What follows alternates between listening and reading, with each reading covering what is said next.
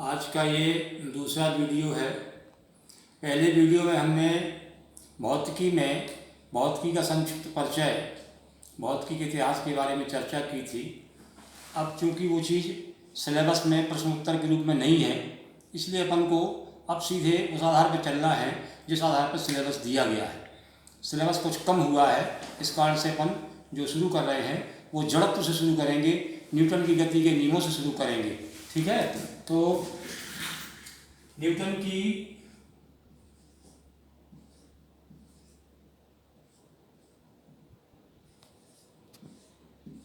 गति संबंधी नियम अपन को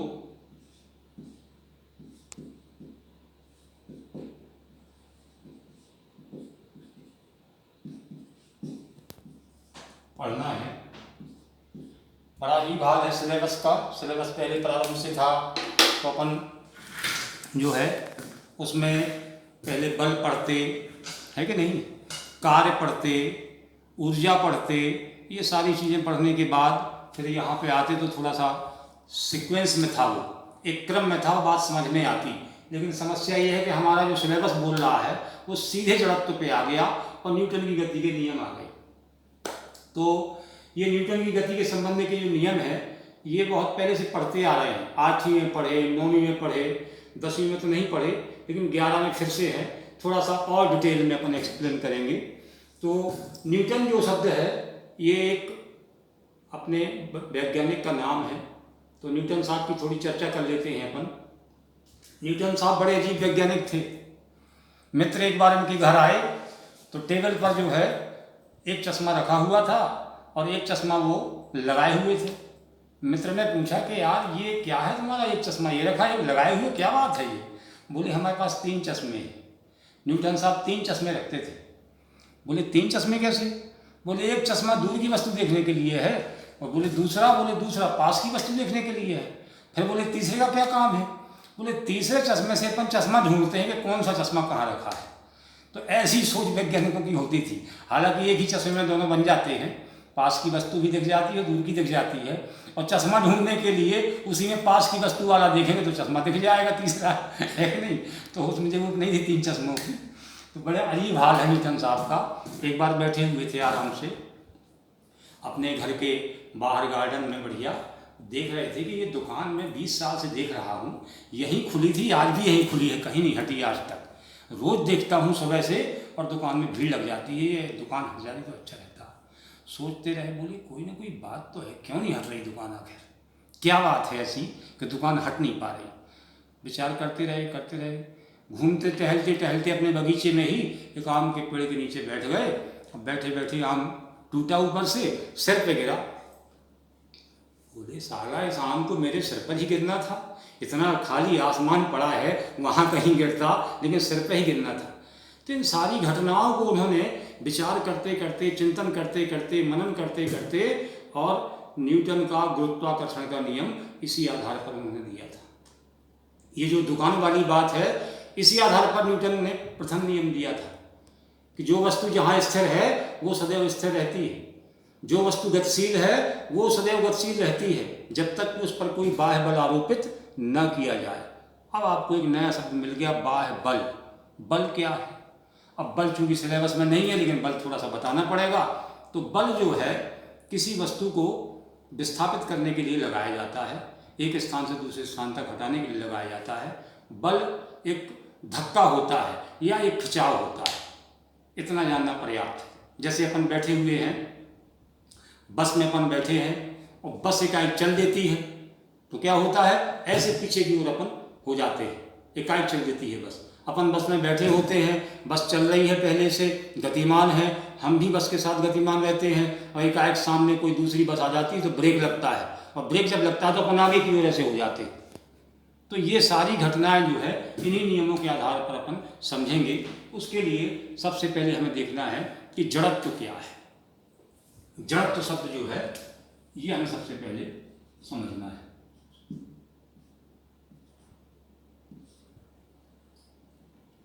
किसी वस्तु का वह अंतर्निहित गुण जिसके कारण वस्तु अपनी विरामावस्था, विराम समझते हैं ना, विराम माने स्थिर, किसी वस्तु का अंतर्निहित यानी उसमें शामिल है वो गुण। अंतर्निहित का मतलब वस्तु में गुण होता है ये, तो किसी वस्तु का वह अंतर्निहित गुण जिसके कारण वस्तु अपनी स्थिर अवस्था या गतिमान अवस्था में स्वयं परिवर्तन नहीं कर सकती बिना बाह्य बल लगाए। ये उसी का हमने उदाहरण बताया था अभी, दुकान वाला के सामने दुकान थी, वो लगातार वहीं थी 20 साल से, कहीं हट नहीं रही थी, यानी स्थिर थी। ये बोर्ड रखा हुआ है, ये रखा रहेगा हमेशा यहीं पे, यदि हम इसको हटाएं नहीं तो हटेगा नहीं कभी। कोई गतिमान वस्तु है, उसकी गति उसी दिशा में उसी वेग से सदैव बनी रहेगी जब तक कि हम उस पर बाह्य बल आरोपित ना करें। तो ये जड़त्व की परिभाषा से शामिल होता है कि किसी वस्तु का अंतर्निहित वह गुण जिसके कारण वस्तु अपनी स्थिर अवस्था या गत्यावस्था में परिवर्तन करने में असमर्थ रहती है, जड़त्व कहलाता है। जड़त्व दो प्रकार का होता है, इसी परिभाषा को दो भागों में काट देते हैं। पहला होता है विराम जड़त्व, दूसरा होता है गतिक जड़त्व। विराम जड़त्व का मतलब वस्तु अपनी विराम अवस्था में परिवर्तन स्वतः नहीं कर सकती। गतिक जड़त्व का मतलब वस्तु अपनी गत्यावस्था में परिवर्तन स्वतः नहीं कर सकती। विराम जड़त्व के लिए हम एक उदाहरण लेते हैं। अपन बैठे हुए हैं, बस खड़ी हुई है और बस जैसी चलती है तो अपनों को पीछे की ओर धक्का लगता है। क्या हुआ? जैसे ही बस चली तो शरीर का जितना भाग, जितना हिस्सा हमारा इस सीट के संपर्क में है वो बस के साथ गतिमान हो जाता है, लेकिन शरीर के ऊपर का हिस्सा जो फ्री है, स्वतंत्र है, जो सीट के संपर्क में नहीं था, वो अभी भी स्थिर था। तो आगे का हिस्सा जब चल देगा और पाछे का वहीं है तो पीछे की ओर हो जाएगा, तो विराम जड़त्व में आ जाएगा। गतिक जड़त्व में चलती बस में एकाएक ब्रेक लग जाए तो अपन आगे की ओर झुक जाते हैं। बस चल रही है, बस के साथ हमारी बॉडी भी गतिमान है, पूरी बॉडी गतिमान है अभी तो, और जैसे ब्रेक लगता है तो जो सीट है जो बस के संपर्क में थी, सीट के संपर्क में हमारा नीचे का हिस्सा यानी कमर के नीचे का हिस्सा जो है वो एकाएक स्थिर अवस्था में आ जाता है, लेकिन जो ऊपर का हिस्सा स्वतंत्र था वो बस के साथ गति किए जा रहा था। इसलिए जैसे ब्रेक लगा तो ये तो जा ही रहा था, ये रुक गया, क्योंकि बस रुकी तो ये स्थिर अवस्था में आ गया और ये चल दिया, तो इसलिए आगे की ओर झटका लगता है। तो ये विराम जड़त्व हो गया और गतिक जड़त्व हो गया। अब आते हैं प्रथम नियम पे। थोड़ा फास्ट इसलिए चल रहे हैं क्योंकि हमारा सेशन ऐसा है कि 1 से 4 के बीच में हमें ये टॉपिक खत्म करना था और हमारे पास आज कल का समय बचा है, तो आज कल में अपन पूरा कंप्लीट करेंगे इसको। तो गति का प्रथम नियम, न्यूटन की गति से संबंधित प्रथम नियम हमारा क्या है ये हम देखेंगे। बड़ी सीधी सी बात है, जड़त्व पर आधारित है, बिल्कुल किसी भी कक्षा 2 के बच्चे को भी बता दिया जाए तो वो भी जान जाएगा।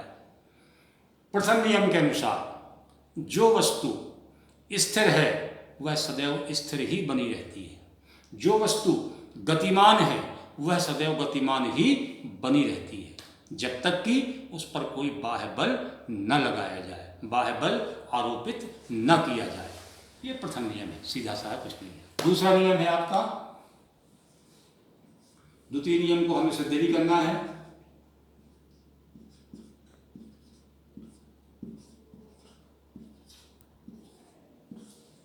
संवेग परिवर्तन की दर लगाए गए बल के समानुपाती होती है। अब यहां पे हमें थोड़ा रुकना पड़ेगा द्वितीय नियम के पहले। संवेग परिवर्तन की दर लगाए गए बल के समानुपाती होती है, दूसरे नियम की परिभाषा है, दूसरे नियम का ये जो है लाइन है। लेकिन अब उसमें नया शब्द आ गया संवेग परिवर्तन, तो हमें संवेग भी जानना है, संवेग परिवर्तन भी जानना है। तो किसी वस्तु में जब कोई वस्तु गतिमान होती है तो गतिमान वस्तु का जो संवेग है वो दो बातों पर निर्भर करता है। एक तो द्रव्यमान और दूसरा उसका वेग। एम मास, मास माने द्रव्यमान, वी वेलोसिटी, वेलोसिटी माने वेग। किसी गतिमान वस्तु का संवेग दो बातों पर निर्भर करता है, उसके द्रव्यमान पर निर्भर करता है और उसके वेग पर निर्भर करता है। इस आधार पर संवेग बराबर होता है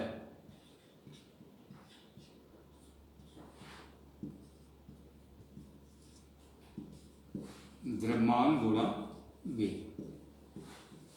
यदि किसी वस्तु का द्रव्यमान m है और वस्तु का वेग v है तो हमारा सूत्र जो है वो संवेग को p से जनोट करते हैं, तो p बराबर mv हो जाएगा, यानी द्रव्यमान और वेग का गुणनफल संवेग कहलाता है।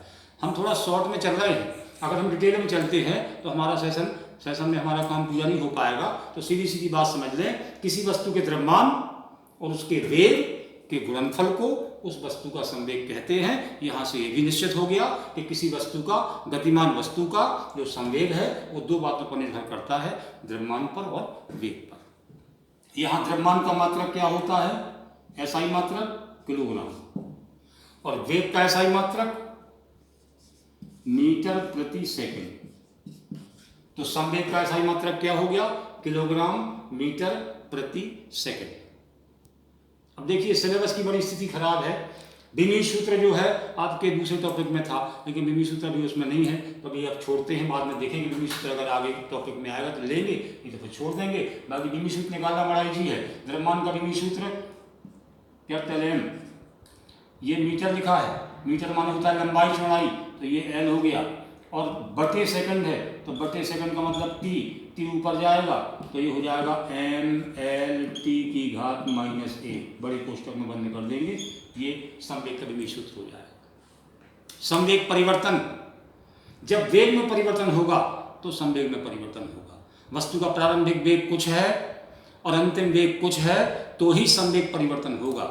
यदि वस्तु का वेग नहीं बदला, प्रारंभ से लेकर के अंत तक वेग वही रहेगा, तो द्रव्यमान तो बदलने से रहा, द्रव्यमान तो बदलेगा नहीं वस्तु का।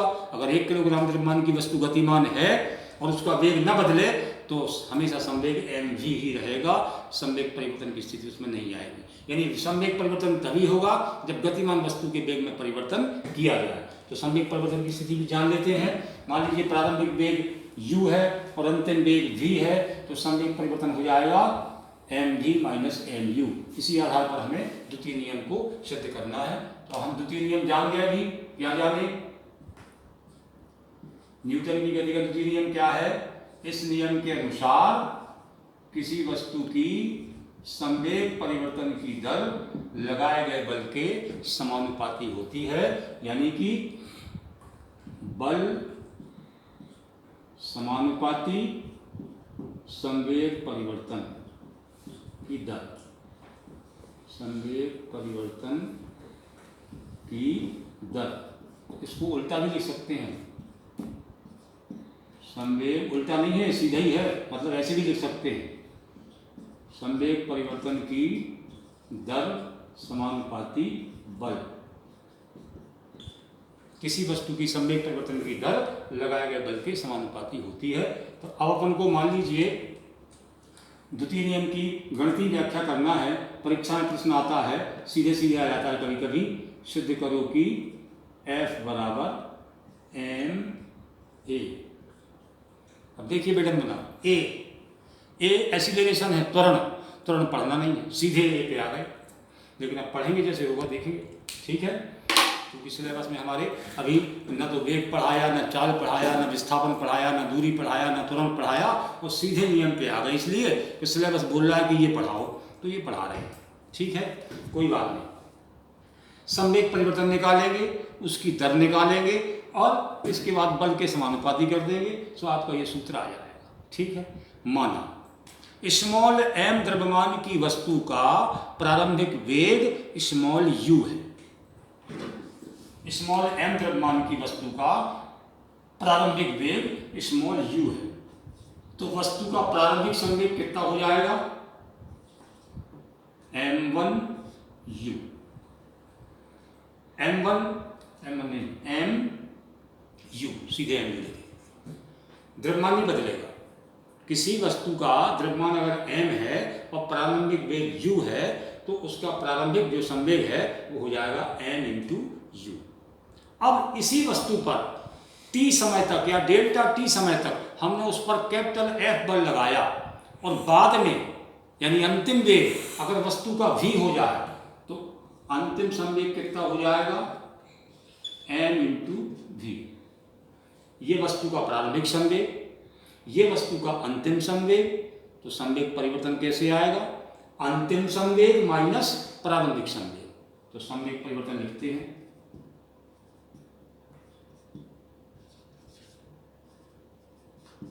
संवेग परिवर्तन बराबर अंतिम संवेग माइनस प्रारंभिक संवेग। अंतिम संवेग कितना है हमारा? mv, प्रारंभिक संवेग कितना है, mu, कॉमन क्या आएगा, m, बचेगा क्या, v माइनस u, और v माइनस u क्या हुआ, अंतिम वेग माइनस प्रारंभिक वेग, यानी वेग परिवर्तन, और वेग परिवर्तन को हम डेल्टा v से डिनोट करेंगे। डेल्टा लगा दिया माने परिवर्तन हो गया, ठीक है। संवेग परिवर्तन आ गया, अब लिखना है संवेग परिवर्तन की दर।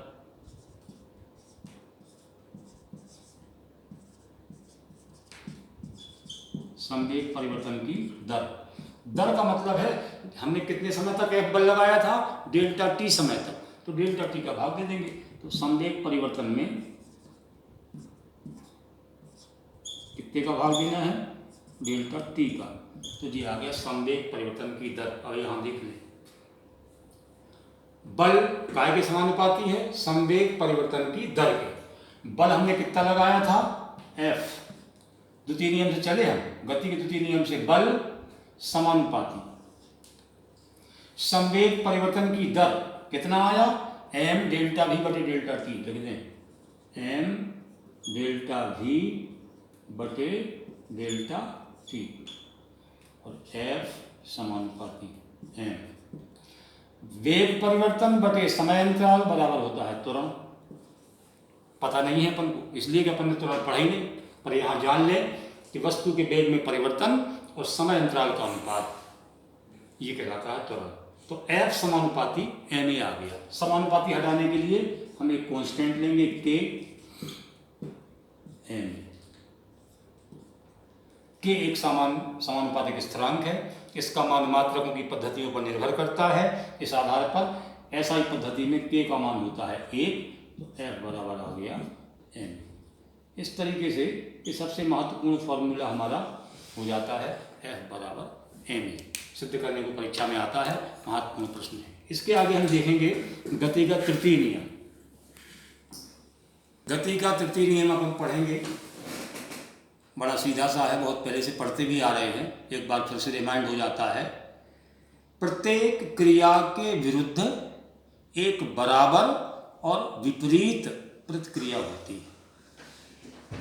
नियम की परिभाषा बिल्कुल सीधी है, परंतु थोड़ा सा समझ लेते हैं। प्रत्येक क्रिया के विरुद्ध एक बराबर, मानो उतना ही बराबर और विपरीत प्रतिक्रिया होती है। ये तीसरे नियम की आपकी परिभाषा हो गई। अब आते हैं इसके एग्जाम्पल पे, क्योंकि इसमें कोई अपन को गणना करने का काम नहीं है। मान लीजिए बंदूक चलाने वाले को कभी देखा हो, बंदूक चलाने वाले को हमेशा पीछे की ओर धक्का लगता है। जैसी गोली चलाता है और गोली बंदूक से बाहर निकलती है, तो जितने वेग से गोली बाहर बंदूक से निकलती है, जितने बल से वो निकल रही है, उतना ही धक्का उसे पीछे की ओर लगता है। अनुभव किया होगा, इस तरीके से हिलने लगता है हाथ, ऐसे ऐसे ऐसे हिलता कि नहीं हिलता। इसका मतलब है कि गोली निकलने पर जो गोली का वेग होता है वो क्रिया हो गई, और प्रतिक्रिया आपके हाथ पर उसकी उतनी ही आई।